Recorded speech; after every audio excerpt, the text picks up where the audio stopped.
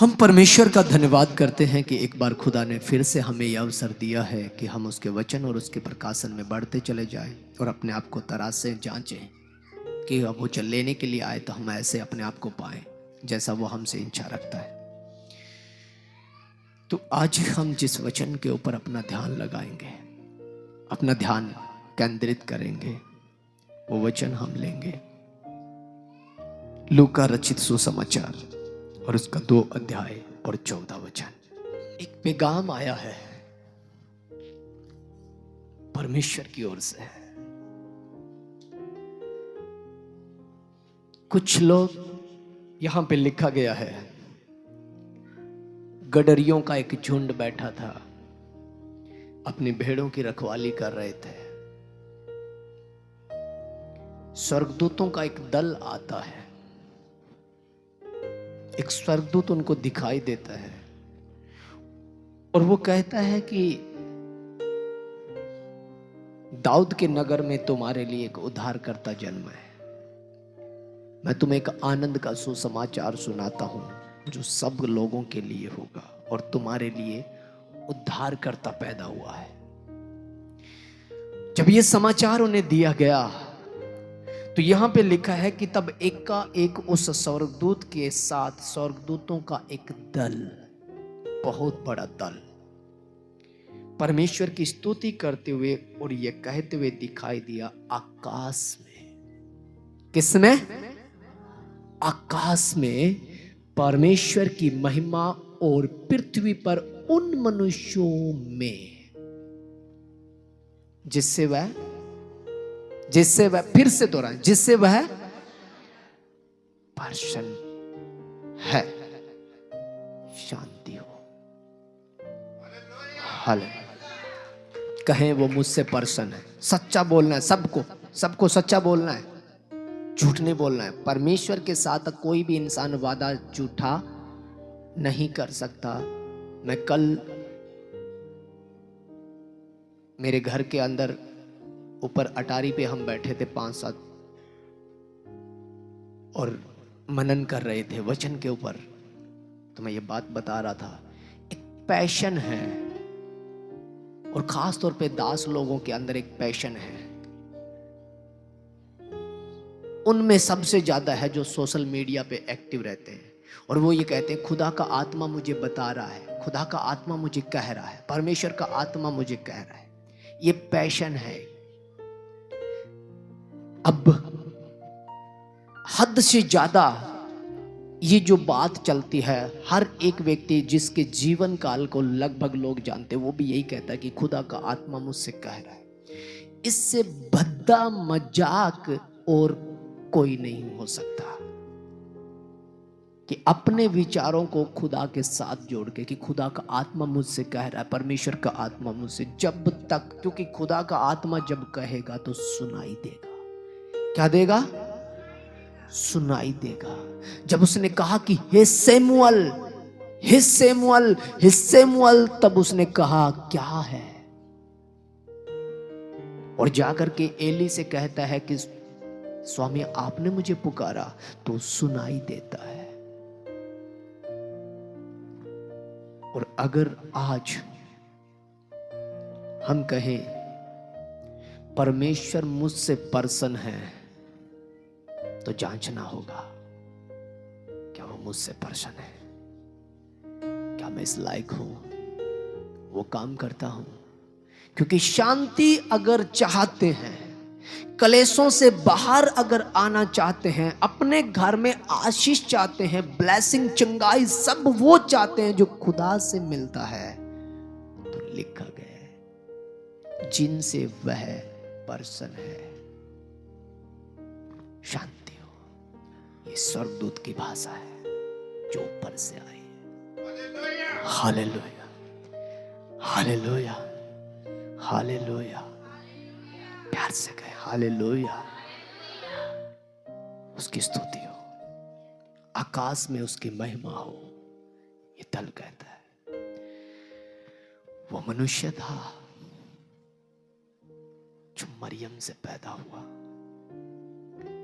संपूर्ण मनुष्य था, मुझ जैसा था, वो दे के भाव से मुझ। यसाया ने पहले कहा था कि उसमें कोई खास सुंदरता नहीं थी कि हम उसे निहारते, ऐसा कुछ चेहरा नहीं था उसका कि जो कि ये कहा जा सके कि वो परमेश्वर का प्रतिरूप है। कुछ खास रोगों से उसकी जान पहचान थी, वह अपने लोगों का त्यागा हुआ सा था, अपनों ने उसे कबूल नहीं किया। 30 साल तक वो इस धरती पे रहा है, बाइबल भी चुप रहती है उसके विषय में। पता है किसी को? 30 साल का सफर बाइबल भी बंद करती है उसका, नहीं बताती। एक दूत आकर के मरियम से कहता है कि जय और आनंद तेरी हो, और वो ग्रहण करती है उस वचन को, और उसके साथ ग्रहण करती है एक लज्जा को, एक शर्मिंदगी को। क्योंकि वो जय अगर प्राप्त करेगी तो उस जय के साथ एक शर्मिंदगी है कि मैं कुंवारी हूं और फिर भी गर्भवती कहलाऊंगी, तो इस जगत के अंदर मेरे लिए इससे बड़ी शर्मिंदगी। वो भेजता है और ये ग्रहण करती है। ये नहीं जानते, ये नहीं जानते, वो जानता है और ये जानता है। तीसरे का कोई रोल नहीं है। तीसरा जो कहेगा वो ये कहेगा, लड़की के नाम पे कलंक है ये। क्या कहेगा? लड़की के नाम पे कलंक है ये है। और लिखा भी गया है, जो धर्मी था, परमेश्वर का भय मानने वाला था और उससे प्रेम भी रखता था, चुपके से उसे त्याग देना चाहा।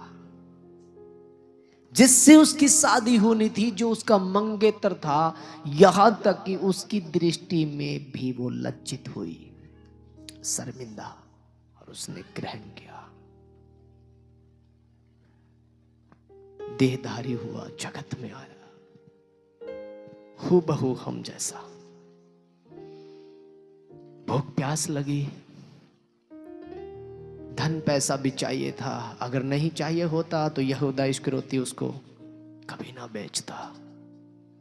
थैली थी उसके पास, वो बटोरता भी था। सब चाहिए था जो जगत में। भूख लगी उसे, अंजीर के पेड़ के पास गया और अंजीर के पेड़ ने भी उसे मना कर दिया, फल नहीं दिया। कुएं के पास पीने के लिए पानी, एक प्यासा बैठा, थका हारा, मेले कुचले वस्त्र में, और पानी पिलाने के लिए जब बोला तो उसने भी बोल दिया कि मैं तो पापी हूं। पानी पिलाने के लिए भी कोई ऐसा लायक नहीं मिला जो ये कह सके मैं पिलाऊंगा। कोई उसके लायक नहीं मिला, पर उसने सबको अपने लायक किया। हालेलुया। जिससे वो पर्सन होता है, जो उसके खोजी है, परमेश्वर उनके कामों के ऊपर विचार करता है, जांचता है। उस आधी रात को भेड़े, रक्षा, चरवाए, एक अजीब सा मंजर था। शांत माहौल है, अंधकार है, जगत का उद्धार करता धरती पे आता है। लिखा है कि उनके सामने एक उजाला हो गया। हालेलुया। सरदूत चमकता हुआ और उन्होंने रात को उजाला देखा। जब वो आया तो रात में भी उजाला कर दिया उसने। सोचो, अभी वो आया ही है, बालक है, अभी वो परिपूर्ण नहीं हुआ है, अभी उसकी परीक्षा नहीं हुई है, अभी वो अपने काम पे नहीं, अपनी महिमा में नहीं पहुंचा है। तब भी अगर अंधकार में उजाला हो गया है तो वो जब मेरे अंदर आएगा तो क्या करेगा? हालेलुया। जब वो आप में आएगा तो क्या करेगा? हमें अपने आप को गंभीर विषय है। सुन के ले जाना, थैले में डाल के लेके जाना, हद्दे में नहीं, अपने घर में टांग देना, कभी जरूरत पड़े तो काम आएगा ये वचन। पर धन्य हैं वे जो सुन करके अपने आप को आज ही बदलेंगे। हालेलुया। आज रोएंगे, आज पश्चाताप करेंगे, आज जो बीड़ी से कहेंगे ये गई, और कुचल देंगे अपने पांव से, हट शैतान तेरा फन मैं कुछ लूंगा। धन्य है वो। आज जो शराब से कहेंगे चल, तो उस उजाले को नहीं रोक सकते। आज जो अपनी आंखों से कहेंगे ये ले तेरे लहू से धो करके पवित्र करता हूं। लिखा है यदि तेरी आंख निर्मल है तो तेरा सारा शरीर, ये वक्त है आज। प्रभु का वचन कहता है पूरा हुआ। क्या हुआ? पूरा हुआ। अगर सुना आज है तो आज ही से पूरा करो। कहो ये तो पूरा हुआ, मैं धोया गया हूं। कहें मैं धोया गया हूं। और वचन कहता है जा फिर से पाप मत करना। हे मेरे पुत्र, जा, तेरे विश्वास ने तुझे चंगा किया। हालेलुया। क्या कोई है जो मेरे साथ कहे आमीन? ग्रहण करें इस ब्लेसिंग को। कल नया दिन देखेंगे और इस हाथ से कहे तू पहाड़ हटाएगा। बोले तू पहाड़ हटाएगा, तू बड़े काम करेगा, तू ऊंचाई को छुएगा। यस, धन्यवाद।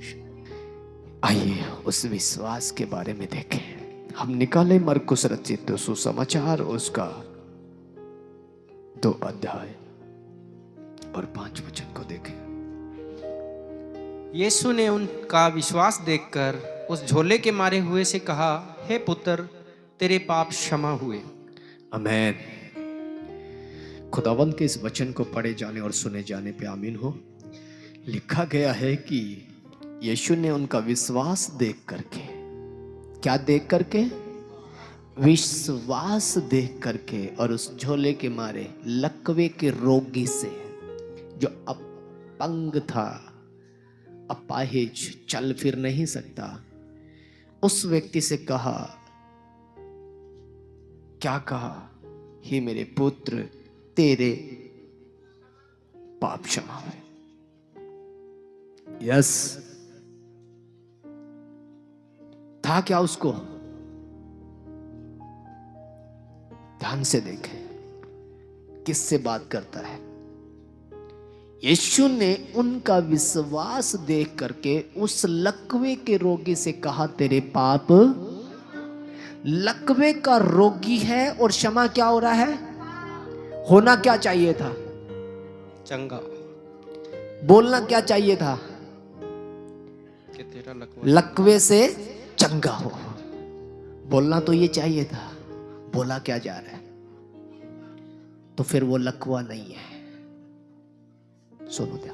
फिर वो लकवा नजर आ रहा है। मेरे अंदर नशा, फिर नशा। मेरी आंखें आज भी अगर बुराई की देख करके आनंदित करती है तो मेरी आंख खराब नहीं है, वो पाप है। क्या है? वो दुष्ट आत्मा है, वो बंधन है जो शैतान की ओर से डाला गया है।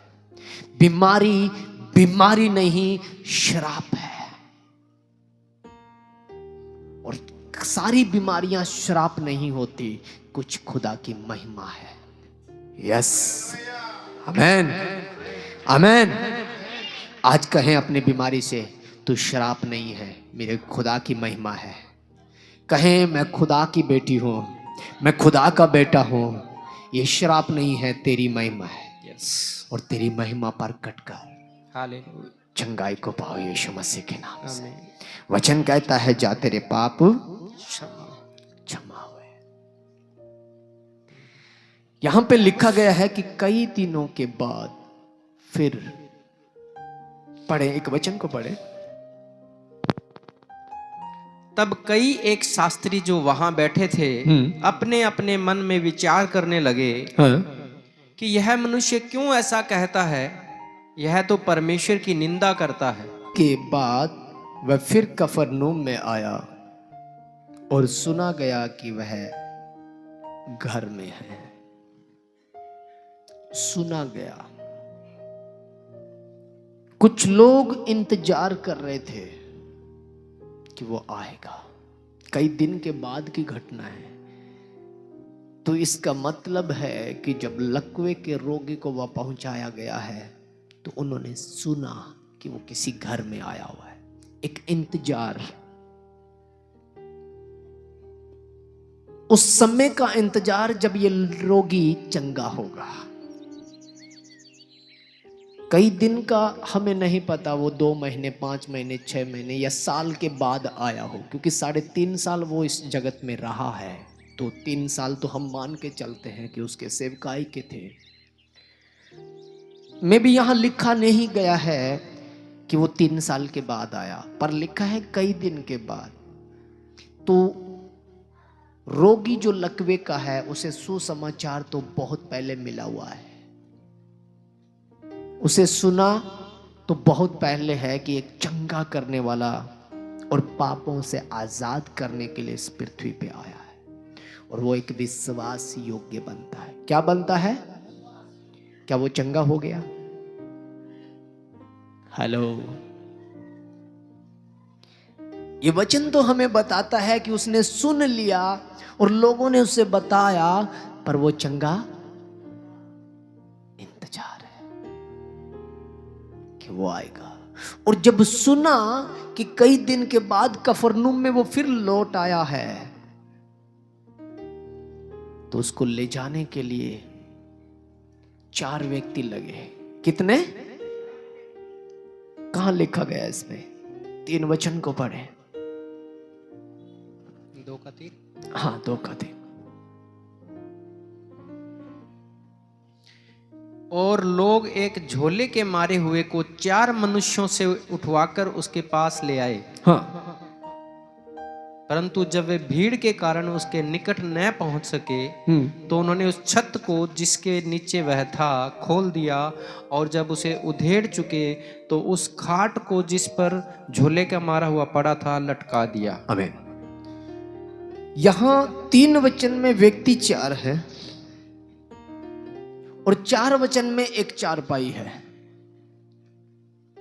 चारपाई के 4 पाए भी हैं। एक पाए को एक व्यक्ति पकड़ता है, तभी तो 4 लगेंगे। शांत ध्यान से सुनना, क्योंकि ये बहुत बड़ा एक पैटर्न है, एक भविष्यवाणी है आपकी और मेरी। अंकों का बड़ा महत्व है बाइबल के अंदर। 3 का मतलब है, 7 का मतलब है, 12 का मतलब है। ऐसे 12 चेले नहीं चुने, ऐसे ही 70 सप्ताह नहीं ठहराए, और ऐसे ही मूसा ने 70 न्यायी नहीं ठहराए। उसमें बहुत बड़ा एक रहस्य होता है। लिखा गया है कि वो 4 मनुष्यों से उठवाया गया, और हम बाइबल में प्रभु यीशु मसीह के जीवन काल के 4 ही सुसमाचार पढ़ते हैं। कितने पढ़ते हैं? 4 ही सुसमाचार पढ़ते हैं, और चारों दिशाओं में उसका नाम फैल गया। ये बाइबल बताती है हमें। क्या बताती है? चारों दिशाओं में उसकी जय जयकार होगी, ऐसा बाइबल बयान करती है। और 4 प्रकार के प्राणी दिए गए हैं प्रकाशित वाक्य के अंदर। वो चारों प्राणी जो कहते हैं पवित्र पवित्र पवित्र पवित्र, इस व्यक्ति को वही 4 चाहिए थे। Hallelujah, hallelujah. इस व्यक्ति को वही संपूर्णता चाहिए थी। क्या वो चारों एकदम से आए? हेलो, क्या चारों एकदम से मीटिंग की चलो उठाते हैं? कोई एक ही था। किसी एक ने विचार किया ना, ये रोगी है, क्यों ना इसको उसके पास पहुंचाया जाए जो चंगा करता है। एक जिम्मेवारी, एक आदर। और जो ये विश्वास करता है कि क्यों ना इसे पहुंचाया जाए, वो सक्षम नहीं है उस चारपाई को उठाने में। क्या लेके जा सकता था? दिल तो करता है, मन तो है उसका, तभी तो 4 हुए ना। अगर 1 ना होता तो 4 नहीं होते। 1 ना बोलता तो दूसरा कभी ना आता। 1 से 4 हुए हैं, तो 1 का जब मन था तब भी वो सक्षम नहीं था, पर उसमें उत्साह, क्या था? उत्साह था। उस उत्साह को वो लेकर के चलता है। हम इसको थोड़ा यहीं स्टॉप करते हैं। उत्साह के विषय में थोड़ी बात करते हैं। जब हम उत्साह के ऊपर आ ही गए हैं तो हमें बड़ा गंभीरता के साथ इस उत्साह को लेना है। उत्साह का एक बहुत बड़ा आपको रहस्य बताता हूं, पैटर्न बताता हूं। इज़राइल जब मिस्र की गुलामी में दुखों को भोग रहा था, अब सभी यही हैं, हाथ खड़ा करें जो जाग रहे हैं। हालेलुया। सुनो, इज़राइल जब फिरौन के उस देश के अंदर जब दुखों में था, तब मूसा जाता है। परमेश्वर मूसा को भेजता है कि मैंने लोगों की दुहाई को सुना, उनकी चिल्लाहट, उनके कहराने को सुना है, इसलिए मैं उतर आया हूं। तू जा, मेरे लोगों को वहां से लेकर के आ।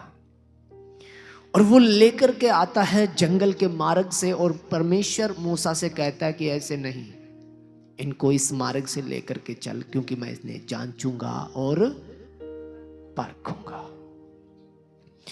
रास्ते के अंदर जिस देश में उनको पहुंचाना था, परमेश्वर मूसा से कहता है इनको भेज दे कि उस देश का भेद ले आए। क्या ले आए? भेद ले आए। जिस देश में मैं इनको पहुंचाने पाऊं, वहां जाकर के पहले वहां का भेद लेकर के आओ, क्योंकि युक्ति बनानी होगी। और 12 गोत्र, 12 प्रजातियां, 12 कबीले, 12 का अलग अलग झंडा, जो याकूब का वंश था, जो इज़राइल था, 12 लोग, और 12 लोगों के 12 प्रधान, 12 गांव थे। वो अलग अलग झंडा, अलग अलग छावनी थी उनकी, और 12 के प्रधानों को भेजा 2-2 करके, जाओ भेद लेकर के आओ, क्योंकि जिस देश में मैं तुम्हें पहुंचाने पे हूं, वहां पे दूध है, घी है, मक्खन है, उत्तम से उत्तम फल और चराई है, और दूध और मधु की धारा बहती है, वो मैं तुम्हें दूंगा। क्या करूंगा? और बदले में क्या लूंगा? कुछ लिखा है क्या? सुनो, मैं तुम्हें दूंगा, लूंगा नहीं। सब कुछ उनके लिए था, और भेज रहा है सिर्फ भेद। तुम्हें क्या लेके आना? वहां का भेद मैं दूंगा, तुम्हारे हाथ में कर दूंगा।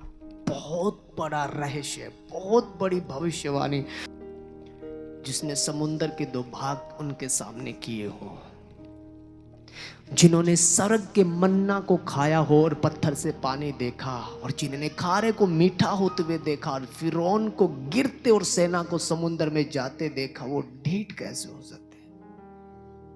खा के कोई हराम कैसे कर सकता है? 2-2 करके भेजा। अंदर उनके उत्साह भरा, और ये उत्साह था कि मैं तुम्हें दूंगा। Hallelujah, hallelujah. ये उम्मीद, ये उमंग, ये जो प्रसन्नता जो थी कि मैं तुम्हें दूंगा, ये उत्साह था, और उन्होंने ले लिया उसे। खुदा हमें वो नगर देगा, कनान देगा, जो हमारा निज होगा। फिर हम गुलाम नहीं रहेंगे, आजाद रहेंगे। ये उत्साह था उनका। गए, उत्साह के साथ गए, और देखा हालात और परिस्थितियों को, संसार की उन बातों में वो लिप्त हो गए, घबरा गए। उनके रथों को, उनके हथियारों को, उनके शहरपना को, उनके बड़े बड़े योद्धाओं को जब देखा, तो उत्साह को कुचल दिया और अपने मन के विचार लाके दिए। क्या लाके दिए? मन के विचार। हम तो उनके सामने टिड्डे से हैं। क्या है? वो तो बड़े बड़े बड़े लोग हैं, मार देंगे हमें जाते।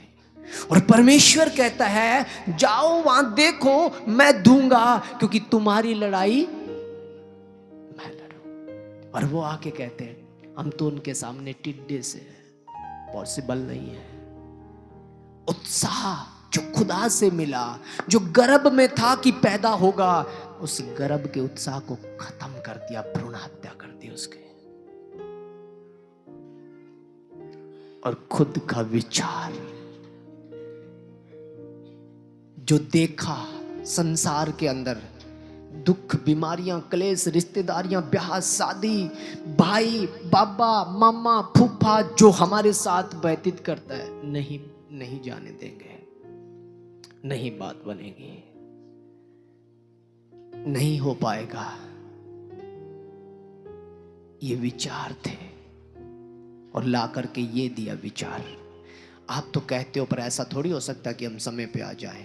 घर का काम भी होता है, सुबह उठना होता है, बारी झाड़ी बर्तन, रात के जो जूठे होते हैं वो भी साफ करने होते हैं, ये करना होता है, वो करना होता है, सब कुछ करके तो फिर ही तो आएंगे ना।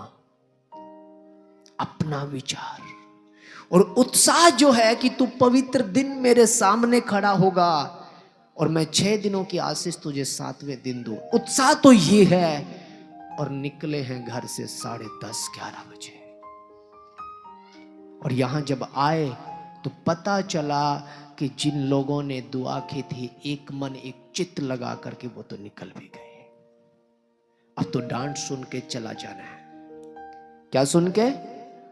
डांट सुन के चला जाना है, क्योंकि वो समय तो मैंने खो ही दिया जब मैं घुटने पे आके कहता था कि तेरी शुक्रगुजारी करता हूं, मैं तेरा धन्यवाद करता हूं क्योंकि तूने सप्ताह भर संभाला और अब आ गया हूं, तेरा धन्यवाद। वो तो निकल गया।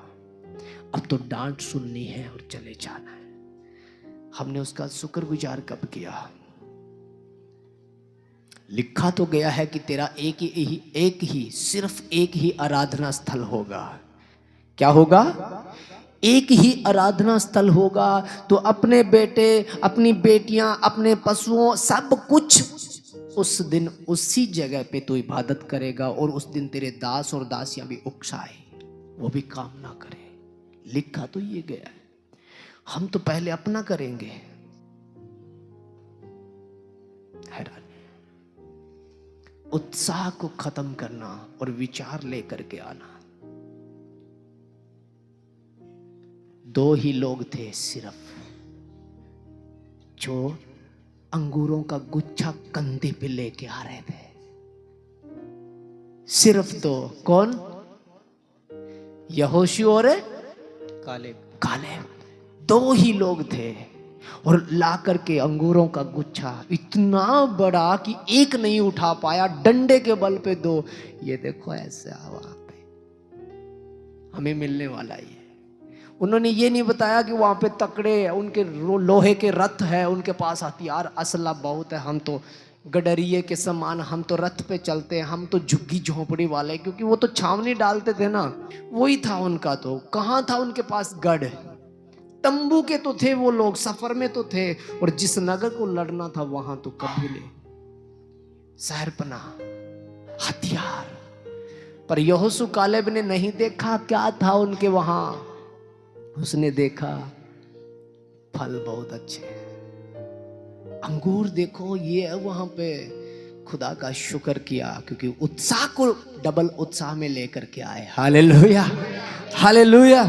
वो हालात, वो परिस्थितियां, वो वहां की बातें उन्होंने कुचल दी और उत्साह को लेकर के इसके बारे में जिक्र चल रहा है। ये देखो खुदा ने ये बताया हमें, ये देगा हमें। अपनी चंगाई को, अपनी ब्लेसिंग को जो खुदा हमें देता है उसको भूल गए, उस धन्यवादी दौरे को भूल गए और अपनी विचारधारा को, बाजी आगे थे इस बार आया नहीं गया हमसे। हालात और परिस्थितियों को लेकर के आ गए हम। ये उत्साह। हम लौट आए फिर इस वचन पे। लिखा गया है 4 लोग थे वो जो उसे लेकर के आए।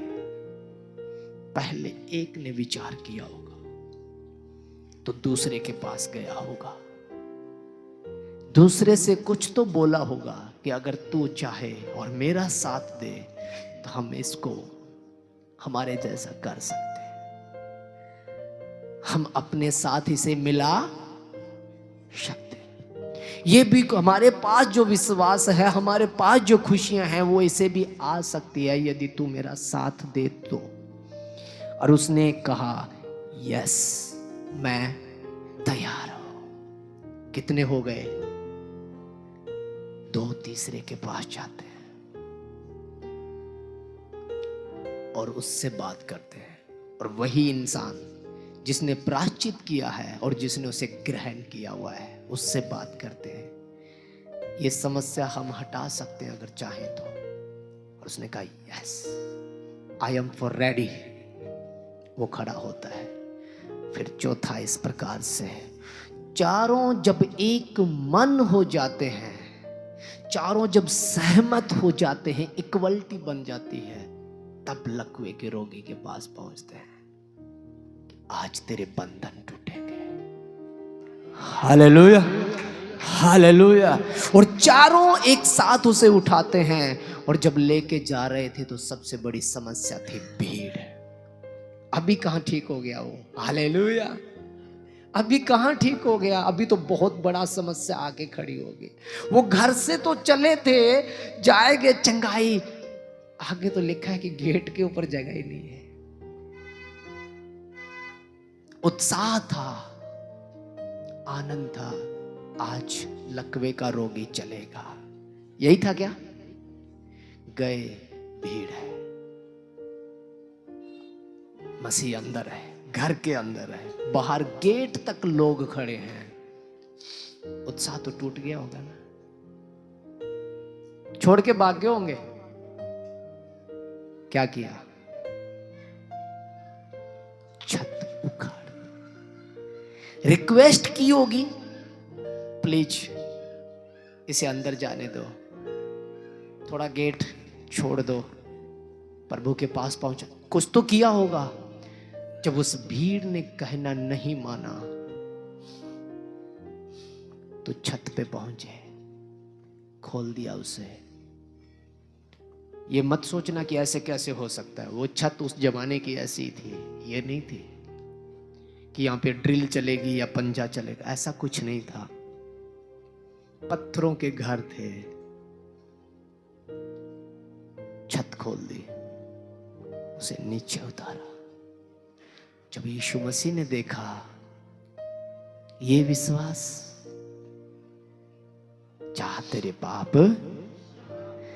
पाप, हालेलुया। उस लकवे के रोगी को तो चंगाई मिली, पर चारों ने उसे बड़े करीब से छुआ। हालेलुया।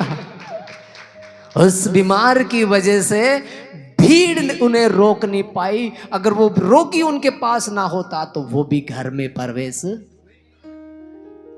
आप जाना चाहते हो उसके करीब, उसके घर में? आपके पास ऐसा क्या है कि जब आप छत पाड़ दो? कुछ है, कुछ किया है, मिले हो किसी से, एक मन हुए? एक मन नहीं हुए तो चारपाई गिरेगी। जब तक हमारा मन एक नहीं हो, जब तक हम एक ना हो जाए, आराधना स्थल हमारा एक ना हो जाए, जहां बैठे हो उससे कहें यहीं से छत खोलेंगे। हालेलुया। वफादार होना पड़ेगा। आप जाना चाहते हो उसके घर में तो छत उखाड़नी होगी। भीड़ पता है क्या है? जीवन की समस्या। पास जी सवेरे 8 बजे ना आगे निकला, साधन ही कौन मिला। ये भीड़ है, ये भीड़ है। इस भीड़ को हटाना होगा हर हालात में। बेच दो मोबाइल, कल ही बेच दो, बाइक ले लो, इबादत के लिए समय पे लाएगा आपको। Hallelujah, hallelujah. ये कहो कि घर में 4 मोबाइल 10-10 हजार के तो हैं, पर एक बाइक 15-20 हजार का नहीं है। तो ये भीड़ है, हटाओ इसे और वो खरीदो जो उसके समीप लेके जा सकते हैं। भीड़ थी, गेट पे काफी लोग खड़े थे, नहीं देख पा रहे थे, नहीं घुस पा रहे थे। उन्होंने वो खरीदा जो उसके करीब लेके जा सकते हैं, खाट। उन्होंने वो लिया जो उसके करीब लेके जा सकते हैं, चारपाई। और वहां पे शास्त्री और फरीसियों का भी जिक्र है, जो ये कह रहे थे ये क्या कर रहा है, ऐसे कैसे हो सकता है, ऐसे कैसे पाप क्षमा हो सकते हैं, ये मनुष्य ऐसे कैसे बोलता है। कुड़कुड़ाए होंगे ना, ये तो ढोंग कर रहा है, ये तो नाटक कर रहा है, ऐसे कैसे पाप क्षमा हो जाए। और उसने कहा, है कपटी शास्त्रियों और फरीसियों, तुम क्यों मन में विचार करते हो, क्या भला ये था कि जा तेरे पाप क्षमा हुए, क्या ये था कि चल उठ, अपनी खाट उठा और चल फिर। दोनों का मकसद एक ही था, इसे खड़ा होना था। हालेलुया। क्योंकि मैं जो बोलूंगा वो क्षमा हो जाएगा। आपके बारे में भी तो कुड़कुड़ाएंगे ना, बोलेंगे कि नहीं बोलेंगे। शास्त्री और फरीसी ज्ञानी, देख आपका छोड़ के देख कड़ गया ईसाइया में, कुछ तो बोलेंगे, कुछ तो लज्जा आएगी ना। तो उसने कहा था, अपना क्रूस उठा मेरे पीछे हो जाए। ये क्रूस लकड़ी का नहीं है, आपको क्रूस की मौत नहीं मिलने वाली, आपको क्रूस की खुशी नहीं मिलने वाली। आपको क्रूस जो है वो उठाना है लज्जा, क्योंकि उससे जो मिली थी वो सबसे लज्जा भरी मौत थी। इस धरती के ऊपर सबसे घृणित यदि कोई मृत्यु दंड था तो वो था जो काठ पे लटकाया जाता है, वह श्रापित कहलाता है। उसने वो श्राप जो हम पे था वो अपने ऊपर लिया और उस श्रापित को उसने जीवन बनाया। वो जो क्रूस की निशानी मौत थी उसे जीवन का मार्ग बनाया और कहा, क्रूस की कथा तो उद्धार पाने वालों के लिए है। Hallelujah, hallelujah. जो मौत थी उसे उसने जीवन बना दिया। अब कुड़कुड़ा रहे हैं तो कुड़कुड़ाने दो, चलो उस मार्ग पे बढ़ो, उसकी ओर। चारपाई तो उठानी पड़ेगी। देखो उसे जो आपको उसके करीब लेके जा सकता है, खरीदो उसे। वो हो सकता है आपकी बुद्धि हो, मोल लो। परमेश्वर से कहो, यदि किसी को बुद्धि की गति है तो वो यहोवा से मांगे जो बगैर किसी दोष लगाए उदारता के साथ देता है। याकूब 5 अध्याय में ऐसा लिखा गया है। खरीदो उससे।